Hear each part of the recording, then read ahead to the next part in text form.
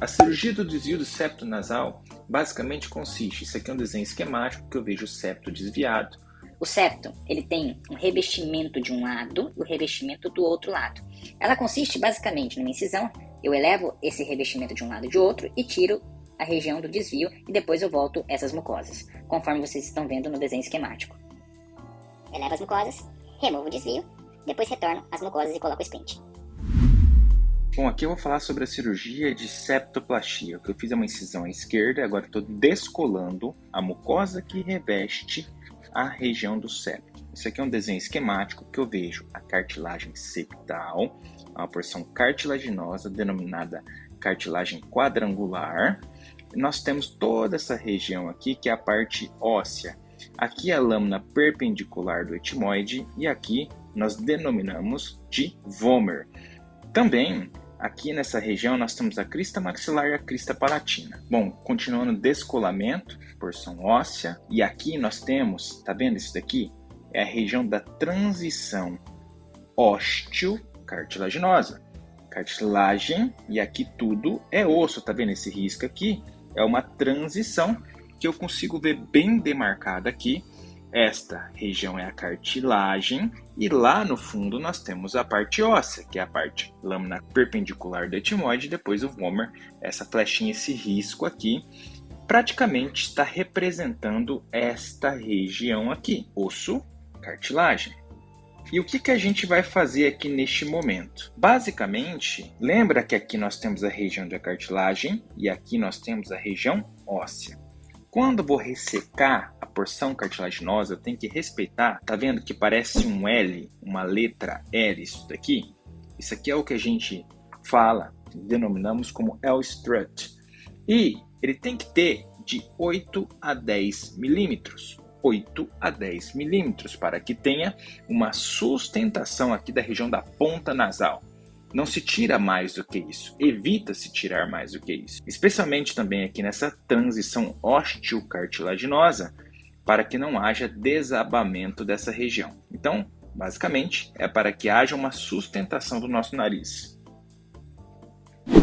É isso que eu vou remover de cartilagem, como mostrei no esquema. Então, isso aqui é a transição osteocartilaginosa, a área da transição está aqui. Com o bisturi, eu tenho que ter todo o cuidado para não rasgar a mucosa, ou seja, aquilo que reveste o nariz do outro lado.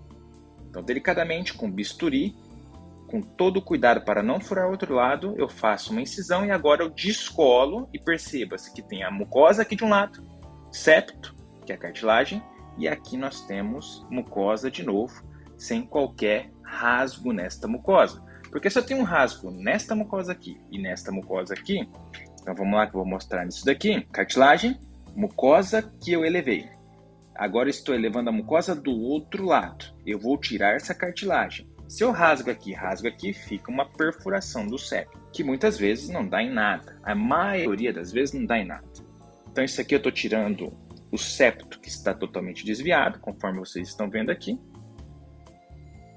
Com todo o cuidado para não rasgar tanto essa mucosa como essa. E aqui nos sobra aquela porção óssea. Então a parte cartilaginosa, ela está indo embora. Agora eu estou descolando desse outro lado do osso, porque depois eu vou fazer um corte.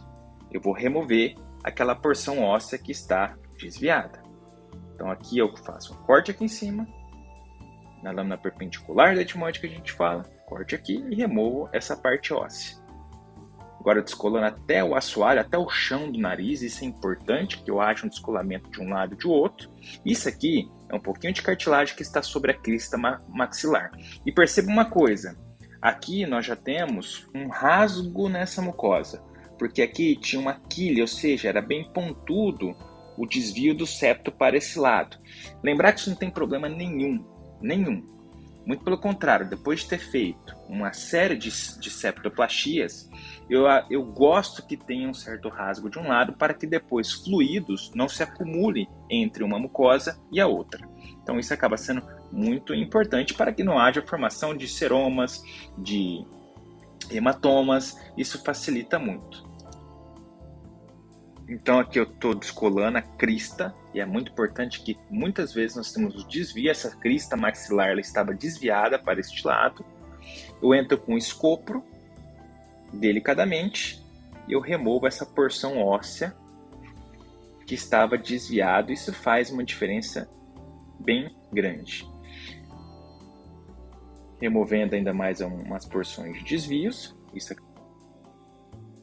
acaba sendo importante, é este o resultado final. Perceba que agora há uma fluidez, a minha câmera ela entra com muita facilidade lá dentro. Esse paciente ainda tinha uma sinusite. E aqui eu vou fazer a turbinectomia. O que seria isso? Nós temos uma turbina, ou seja, aquele corneto inferior, que ele é grande. Então eu vou fazer uma ressecção parcial. Nunca se remove inteiro essa concha. Esse conceito é importante. Então, esse paciente, eu tirei só o necessário, ou seja, só aquilo que eu acho que vai dar um benefício para ele no pós-operatório. Então, basicamente, a cirurgia é isso. No final, nós colocamos o splint nasal, que basicamente é um silicone que vai de um lado e depois vai do outro lado. E depois, eu dou um ponto com um nylon. Em 7 a 10 dias, eu vou lá e removo esse ponto. Então, esse splint, ele recobre um lado e depois recobre o outro. Basicamente, esse splint aperta as duas mucosas.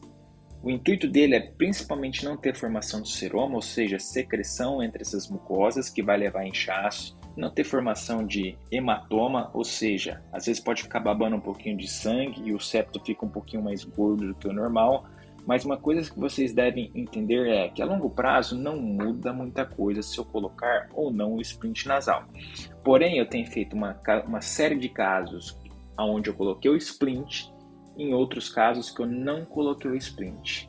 A minha conclusão, isso estou falando da minha experiência, não estou falando de estudos científicos, é claro, na minha conclusão foi que a cicatrização é muito mais rápido quando eu coloco o splint nasal, é muito mais cômodo para o paciente e conforme a gente vai ganhando experiência, vai fazendo mais cirurgia, a remoção do splint vai ficando muito mais tranquilo para o paciente. Então, de uma maneira geral, hoje na minha prática, eu tenho utilizado o splint nasal, pois a cicatrização, a meu ver, do ponto de vista uma cicatrização mais rápida, acaba tendo um benefício grande para o paciente.